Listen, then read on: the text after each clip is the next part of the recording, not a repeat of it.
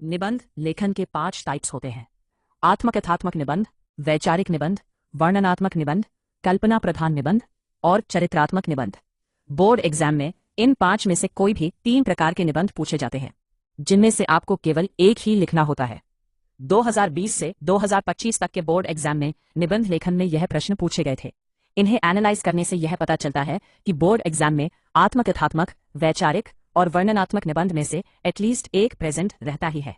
यानी अगर हमने सिर्फ यह 3 निबंध अच्छे से सीख लिए तो निबंध लेखन में कोई भी क्वेश्चन आ जाए हम उसे कॉन्फिडेंटली लिख पाएंगे।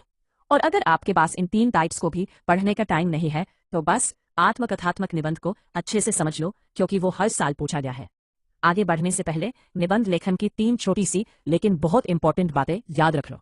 पहली बात, शब्द सीमा प्रश्न में साफ लिखा होता है 80 से 100 शब्दों में निबंध लिखिए, मतलब ज्यादा लंबा लिखने की जरूरत ही नहीं है। 100 शब्द लगभग 20 लाइन्स में पूरे हो जाते हैं। फिर भी अगर आप थोड़ा विस्तार में लिखना चाहे तो बोर्ड की आंसर शीट का 1 पेज काफी है, उसे ज्यादा लिखने की कोई जरूरत नहीं है। दूसरी बात, 4 पैराग्राफ का रूल। निबंध कोई भी हो हमेशा 4 पैराग्राफ में लिखना, इससे तुम्हारा निबंध लिखने में बहुत ही साफ सुथरा और व्यवस्थित लगता है और एग्जामिनर को पढ़ने में भी आसान लगता है। तीसरी और सबसे जरूरी बात, टॉपिक नेम। निबंध शुरू करने से पहले जो टॉपिक तुमने चूज किया है उसे आंसर शीट में सबसे ऊपर साफ साफ लिख देना, फिर एक लाइन छोड़कर आराम से निबंध लिखना शुरू कर देना। अब चलो शुरू करते हैं आत्मकथात्मक निबंध से। आत्मकथात्मक निबंध लेखन में हमें किसी वस्तु, प्राणी, पक्षी या व्यक्ति की जगह पर स्वयं को स्थापित करना होता है। यानी आपको वो चीज खुद बनना पड़ेगा, जैसे मैं नदी बोल रही हूं या मैं एक किसान बोल रहा हूं। अब देखते हैं कि हम 4 पैराग्राफ को कैसे लिखेंगे। चलिए नदी की आत्मकथा का उदाहरण लेकर समझते हैं। पहले पैराग्राफ के लिए सवाल पूछिए कि मैं कौन हूं और मेरा जन्म कहाँ हुआ है। जैसे नदी कह सकती है कि मैं एक नदी हूं, मेरा जन्म हिमालय की ऊंची पहाड़ियों में हुआ है, वहां चारों ओर बर्फ जमी रहती है, मेरी कल कल की आवाज शांत घाटियों में सुनाई देती है, वहीं से मेरी जीवन यात्रा की शुरुआत हुई। दूसरे पैराग्राफ के लिए सवाल कीजिए कि मेरे जीवन का मुख्य उद्देश्य क्या है और मेरे शुरुआती दिन कैसे बीते। यहां नदी बताएगी कि पहाड़ों से नीचे उतरकर मैं मैदानों में आई, मैंने मीलों का सफर तय किया, मेरे पानी से खेतों में फसलें उगी और लोगों व पशु पक्षियों की प्यास बुझी, मेरे किनारों पर कई गांव और शहर बस गए, मेरे कारण आसपास का जीवन हरा भरा और खुशहाल बन गया। तीसरे पैराग्राफ के लिए सवाल पूछिए कि समय के साथ मुझ में क्या बदलाव आए और मुझे किन दुखों का सामना करना पड़ा।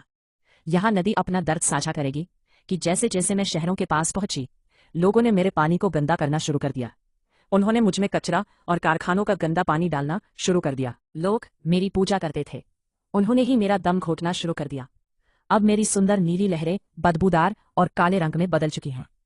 चौथे और आखिरी पैराग्राफ के लिए सवाल कीजिए कि आज मेरी दशा कैसी है और मैं आपसे क्या चाहता या चाहती हूँ।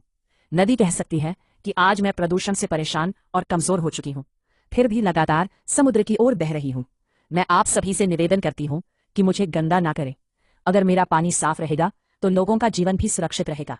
कृपा मेरी रक्षा करें और मुझे फिर से स्वच्छ बनने में मदद करें।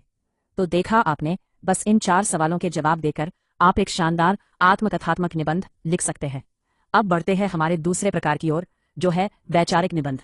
इसमें आपको अपने विचार यानी ओपिनियंस देने होते हैं, लेकिन मेरे पास इसके लिए भी 4 ऐसे प्रश्न हैं जो हर वैचारिक निबंध के टॉपिक पर फिट बैठेंगे। चलिए इसे सबसे कॉमन टॉपिक प्रदूषण एक समस्या के उदाहरण से समझते हैं। पहले पैराग्राफ के लिए सवाल पूछिए कि इस टॉपिक का असली मतलब क्या है और आज ये चर्चा का विषय क्यों है। उदाहरण के लिए प्रदूषण का अर्थ है हमारे पर्यावरण का गंदा होना। आज विज्ञान ने जितनी तरक्की की है उतनी ही तेजी से प्रदूषण की समस्या भी बढ़ी है। ये आज पूरी दुनिया के लिए एक बड़ा खतरा बन चुका है। दूसरे पैराग्राफ के लिए सवाल कीजिए कि इस चीज का महत्व क्या है या इसके पीछे के मुख्य कारण क्या है। जैसे बढ़ती जनसंख्या और फैक्ट्रियों से निकलने वाला धुआं हवा को जहरीला बना रहा है, नदियों में कचरा फेंकने से पानी दूषित हो रहा है, हम अपनी सुख सुविधाओं के लिए पेड़ों को काट रहे हैं, जिससे यह समस्या और भी गंभीर होती जा रही है। तीसरे पैराग्राफ के लिए सवाल कीजिए कि इसका हमारे जीवन और समाज पर क्या असर पड़ता है। आप ये लिखेंगे कि प्रदूषण की वजह से आज सांस की बीमारियां बढ़ रही हैं, ग्लोबल वार्मिंग के कारण मौसम बदल रहा है और शुद्ध हवा पानी मिलना मुश्किल हो गया है। अगर यही हाल रहा तो आने वाले समय में पृथ्वी पर रहना मुश्किल हो जाएगा। चौथे पैराग्राफ के लिए सवाल कीजिए कि हमें क्या सुधार करने चाहिए या इसका सही समाधान क्या है।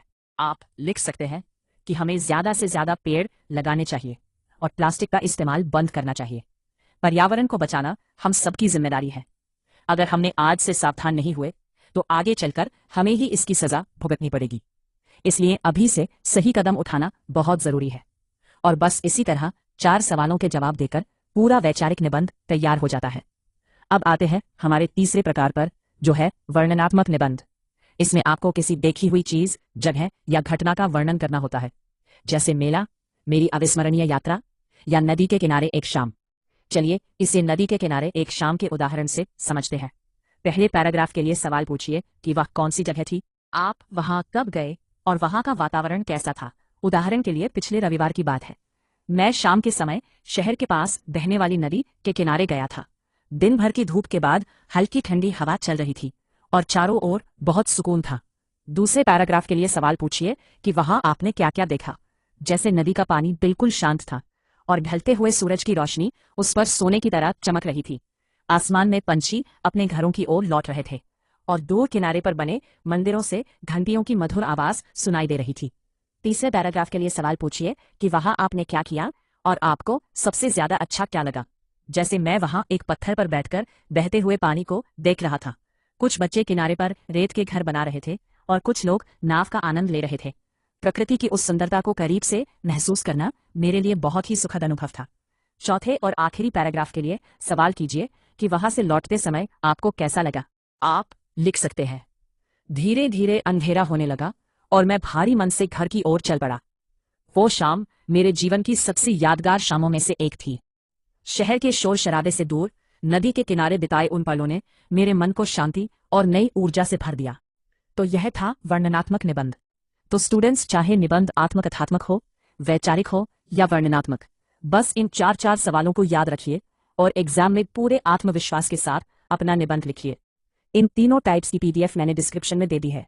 तो वेल डन। इस वीडियो में हमने निबंध लेखन के पूरे 7 मार्क्स पक्के कर लिए।